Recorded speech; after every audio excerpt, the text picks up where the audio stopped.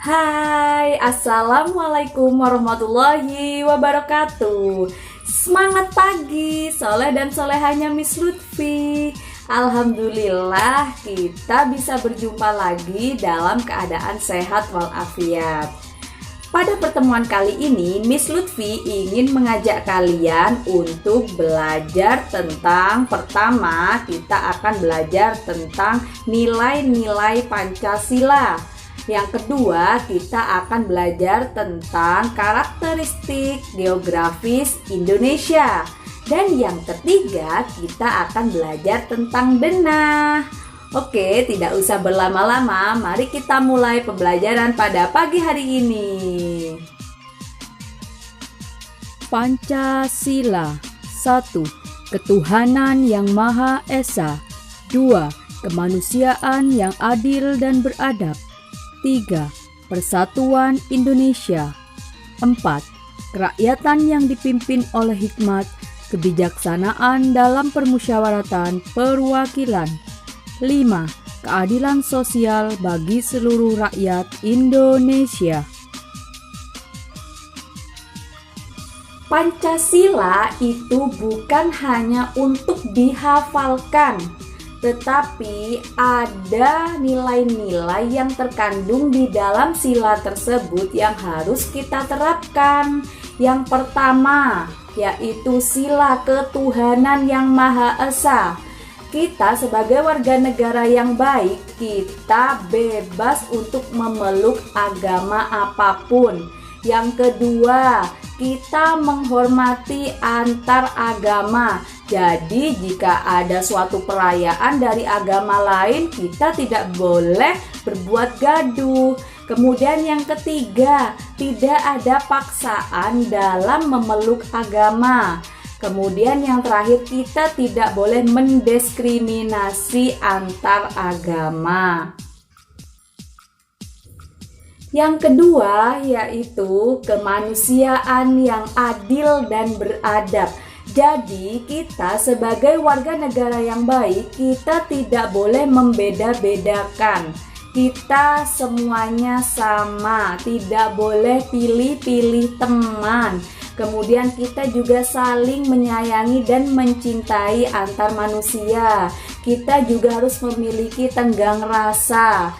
Kemudian kita juga harus saling membantu dan tidak boleh semena-mena terhadap orang lain. Sila yang ketiga yaitu persatuan Indonesia. Jadi kita sebagai warga negara yang baik, kita harus cinta perdamaian dan persatuan. Kemudian kita harus menjunjung tinggi negara kesatuan Republik Indonesia. Dan kita juga harus rela berkorban demi bangsa dan negara kita. Sila yang keempat yaitu kerakyatan yang dipimpin oleh hikmat, kebijaksanaan dalam permusyawaratan perwakilan. Jadi kita sebagai warga negara yang baik, kita harus musyawarah atau rapat dulu untuk mendapatkan keputusan bersama. Kemudian kita juga harus bijaksana dalam mengambil keputusan.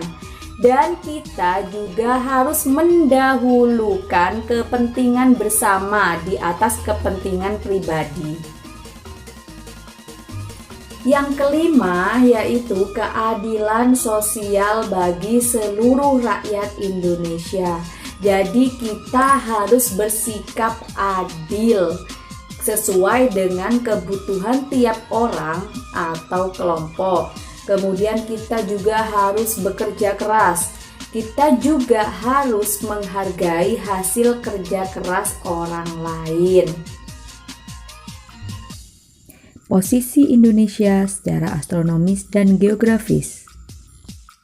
Posisi Indonesia dilihat dari letak astronomisnya, yaitu Indonesia terletak antara 6 derajat lintang utara sampai 11 derajat lintang selatan dan antara 94 derajat bujur timur sampai 141 derajat bujur timur.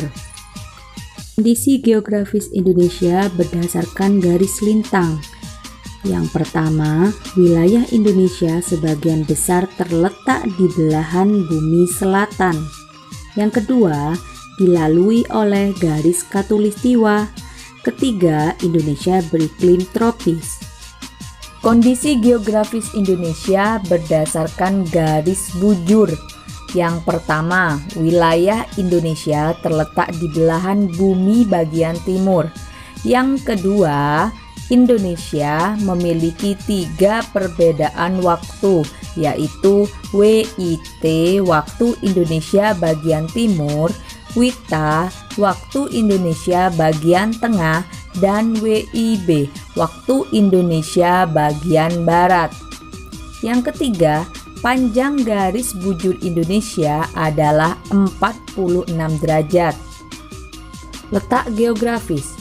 Letak geografis Indonesia sangat strategis, yaitu terletak di antara 2 benua, yaitu benua Asia dan benua Australia, yang menyebabkan Indonesia memiliki musim kemarau dan penghujan. Karena letak ini, Indonesia juga memiliki flora dan fauna bercorak Asiatis, peralihan, dan Australis. 2. Terletak di antara 2 samudra, yaitu Samudra Hindia dan Samudra Pasifik, yang menguntungkan Indonesia sebagai jalur perdagangan internasional. Ketiga, Indonesia terletak di jalur lalu lintas dunia, baik jalur pelayaran maupun perdagangan. Mari kita perhatikan bersama. Di sini Miss Lutfi memiliki contoh gambar denah lokasi. Di dalamnya juga terdapat arah mata angin yang menunjukkan arah. Denah adalah gambar yang menunjukkan lokasi atau letak suatu tempat. Jadi dengan denah kita lebih mudah untuk menemukan suatu tempat tertentu. Di sini Miss Lutfi memiliki denah. Kira-kira dari rumah Ani menuju SD Cemara itu bagaimana ya caranya? Rumah Ani terletak di Jalan Semeru. Jika kita ingin menuju SDN Cemara, dari Jalan Semeru kita terus ke arah utara. Setelah ada pertigaan, kita belok kanan menuju Jalan Merapi. Dari Jalan Merapi kita terus ke arah timur hingga bertemu dengan pertigaan. Dari pertigaan belok kanan menuju arah Jalan Rinjani. SDN Cemara berada di sebelah kiri Jalan Rinjani.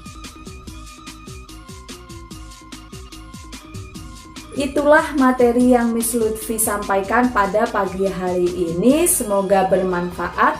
Miss Lutfi mohon maaf apabila ada kekurangan dalam penyampaian materi. Sampai jumpa di materi selanjutnya. Tetap semangat dan tetap jaga kesehatan. Wassalamualaikum warahmatullahi wabarakatuh.